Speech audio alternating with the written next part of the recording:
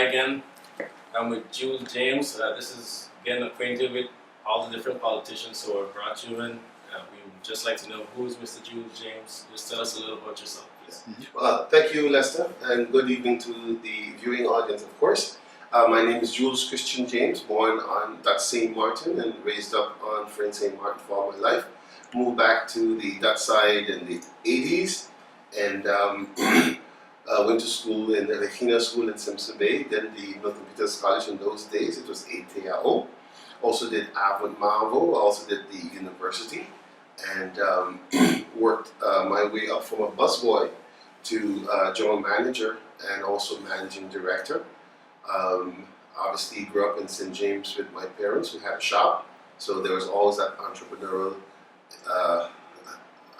ability in me, and between my wife and I, we're the owners of Nature's Discount, and we also own restaurants at the airport and also at the Blue Mall. We own an apartment building, and we look forward to serving. I look forward rather to serving St. Maarten, and certainly I believe I'm competent, capable, and have what within me over the years of my working experience to contribute back to my country. So when we hear about Jules James, the first thing everybody think is about the Pelican situation. So just bringing it up again. I don't know if you want to talk about it, but it's fine. It's an opportunity for you to explain to everyone what really happened. We hear both sides of the story now. Okay, right. Well, that's certainly never a matter of me not being comfortable. The reality of the matter is that I was the general manager and the managing director at the time at the Pelican, and certainly I can tell you what happened from on the inside. Now, I was the general manager at the Flamingo, where I was recruited to work at the Pelican. And working at the Pelican, I can tell you how I introduced myself to the employees. I introduced myself to the employees that Jules James, I'm friendly, that's my nature, I love people. Jules James wants the facts, because I don't know person's motives and or intentions when they tell me what they tell me, so I want the facts. Jules James will be firm when he has to be firm, because you have to make business decisions. I've said to all my managers and my employees, but when it is all said and done, Jules James will always endeavor to be fair. Now, with regards to the Pelican situation, the owners, on their own, because they had a board, and the board decided they will not continue to pay the loan to QIT, who was the lender, because the interest was too high. Now, if you owe money to a bank, which is your lender, you don't just stop payment. You work out an arrangement. They should have paid, work out an arrangement, and then up to negotiate, but they stopped paying. By stop paying, the lender served them notice. And obviously, there's a policy, procedure, laws regulating this. So the notice, after they haven't paid, the lender placed it in the newspaper, the requisite time, I think it was about 6 weeks, and then the owners of Pelican took the lender to court. The judge says, no, you owe, so the lender has a right to auction the resort. During the auction of the resort, not one person, company, entity showed up to purchase the resort. So what that means is that the lender ultimately foreclosed on the resort. So then the lender becomes the owner, and the buyer now, the new company is Simpson Bay Resorts. Up till today, based on the existing law, there's no law that says the employees of a former company would be grandfathered into the new company. Now, there was a meeting. At that meeting, at the lawyer's office, with Theophilus Thompson, the employee's representative, and Thompson said, I do not recognize Simpson Bay, so I would not have a discussion, because he had to go out to have dinner. It was December the 17th. He had dinner with the Bel Air. I volunteered to take the letter to Thompson deliberately, because Thompson and me have had prior discussions, because we know each other. And in speaking with Thompson, Lester, we spoke for about 45 minutes, over an hour in my vehicle, And even Susan Heller and Jim came and asking Thompson if he's not coming to the dinner. And the reason why I spoke to Thompson that long, because he claimed to have known the owner. And wherever you can seek to have an amicable solution, that's why you want to have an amicable solution in terms of resolution. But that didn't happen. Next thing I know, Jules James is being put under the bus. However, we negotiated on behalf of the employees. Now, my grandmother always told me half a loaf is better than no loaf at all. So we negotiated on behalf of the employees. Granted, it started from a 6-month contract indeed to a year. Ultimately, it moved to where 37 employees would have been paid out for all their years of service, and about 151 or so would have gotten their jobs back. Same salary, same job. The only thing they would not have gotten back would have been their years of service. Do understand that the years of service do two things for an individual who's working. Years of service gives you bragging rights. That's all it does, bragging rights. And or if you're illegally terminated, then that employer must pay you out severance pay. I've spoken to several employees asking to come and work for the new company. I said, if I'm lying to you, I'm fooling myself, because you have a fundamental right. No one can take your right away from you. While you work for Simpson Bay, no one can stop you from taking Pelican and Simpson Bay to court. That's your right. Nevertheless, many of the employees opted to stay out. Some of the employees chose to come and work for Simpson Bay. And in working for Simpson Bay, I said to them, several of them, you have to understand, if those employees who opted to remain out, to fight in court, if they win, you win. Because the issue is not Simpson Bay, the issue is working for the years of Pelican. So whatever they get, you will get. However, if they lose, you will still win because you have a permanent job, you have gone to the bank, and so forth and so on. Let's just make a long story short, just to summarize it, this is what's happening. The employees had the option to come to work. The employees, with their union representative, opted to go to court.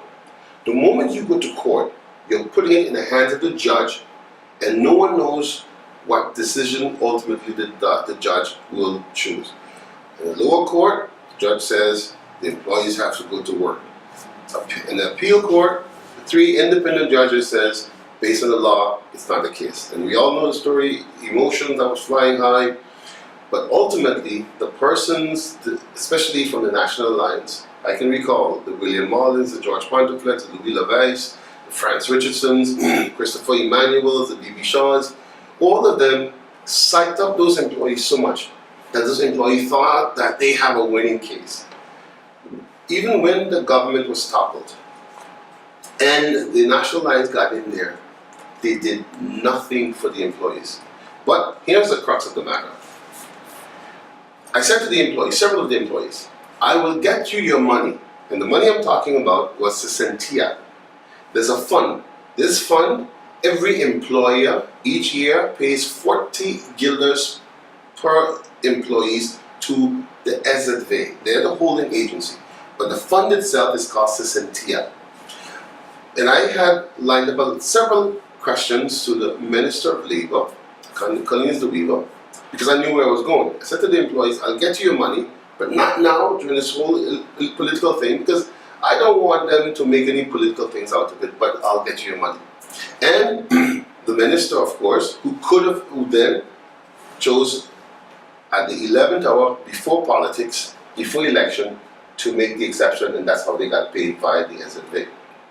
And when I said here's the crux of the matter, the employees got paid from the Sessentia based on the government's calculation and not based on the CLA, which is the union calculation.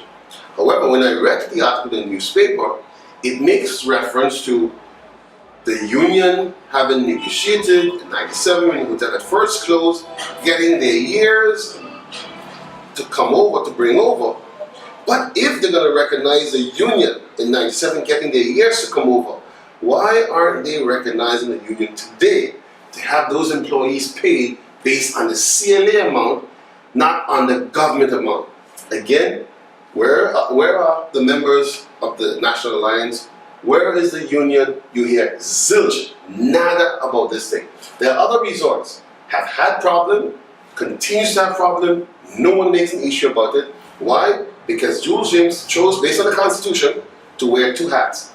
A hat of general manager, managing director, and at the same time remaining as a member of parliament. But I have a plan. In life, when I do whatever, I do it with a plan. I didn't intend to work all 4 years holding two jobs. I had a plan at which time I knew, incidentally, I would have resigned from politics and stayed at a resort.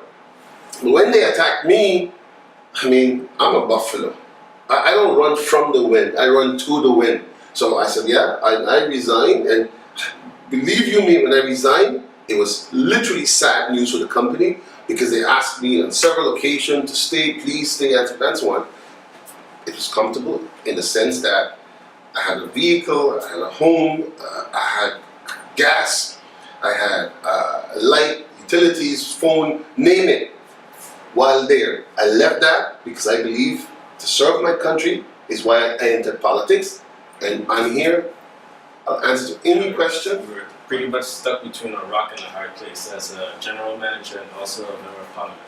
So you quit your job as a general manager and you went full-time member of parliament. You said that there was no law for former employees to be fathered by a new company taking over. So was there anything you did as a parliamentarian to help this situation? Yeah, incidentally, none of us as members of parliament did anything. Now, while granted that as legislators, we are co-legislators, okay? We do two things. One, all the laws that are made from the ministers, we have to approve them. On the other hand, when the ministers are taking too long and it's not happening fast enough, we have that unique opportunity to bring initiative law, okay? Now, not one of the members of parliament, none of the 15 of us brought any initiative law. You may hear members of parliament say, I did this, I did no. You don't wait on government. You do it when it takes that long. But I was saying, only recently, the Council of Ministers, through the Labour Minister, have adopted the law so that in the event what happened with Pelican in terms of a foreclosure or bankruptcy was to happen again, those employees would be grandfathered. However, that law now is now making its way, so it's obviously either by the Council of Advice. However, that law would not be passed not until the election has come and done. So for the first term, which is 4 years, nothing has happened. You may have had hot air statements, but nothing happened relative to immediately blocking that hole like in the dike, you know, blocking that hole so that no water can come in there again. Only now it is starting to be correct. So is there anything that we can say Jules James has championed, put your stamp on in government? Well, in terms of initiative law again, one thing you've heard many members of parliament talk about is motion, but motions are nothing more than a request, okay? But for instance, I have an initiative law ready to go and everything, but you're in the arena of politics.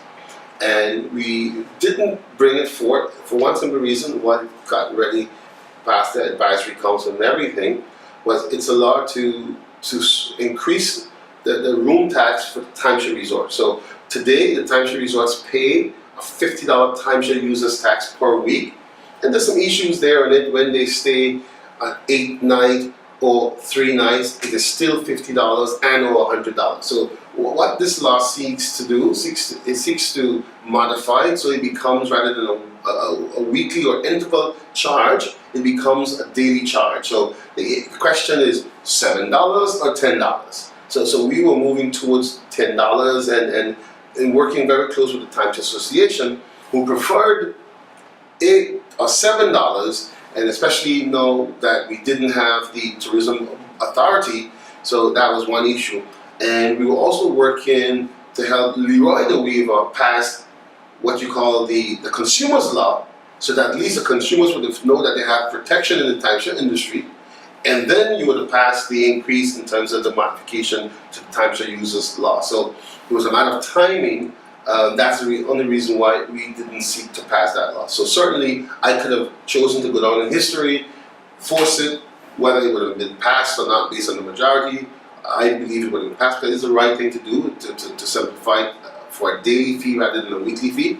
But again, you're in the arena of politics, and you need to take certain things into consideration. Especially in St. Martin. So you've been in tourism for nearly all your life, practically in the hotel industry. So can you think outside the box, as in maybe sports tourism? How important do you see that?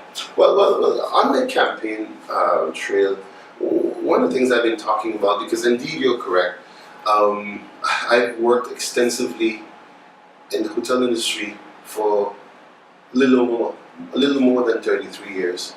And I'm a young guy still, you know.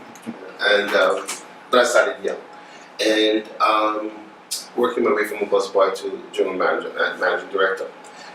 We need to diversify, because the only industry St. Martin has, the only export St. Martin has, is tourism. That's it. Now, we need to diversify within our scope. And to diversify within our scope, we think, and the reason for that is we need to expand the tourism industry so that we have year-round tourism.